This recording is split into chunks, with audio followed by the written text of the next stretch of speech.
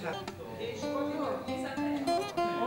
παραγγέλνει τραγούδι πρέπει να ξέρει τη στίχη, γιατί το ένα το έχουμε, αλλά τα άλλα δεν έχουμε τους στίχους. Να το...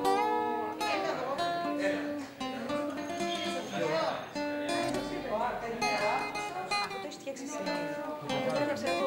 Είδες και δεν της άρεσε και έλεγε ότι αυτό λέει και δεν μου αρέσει και θα το χαλάσω και δεν μου και έτσι.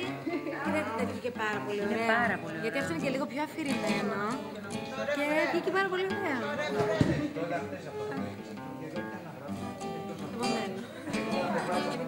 Μπράβο σου.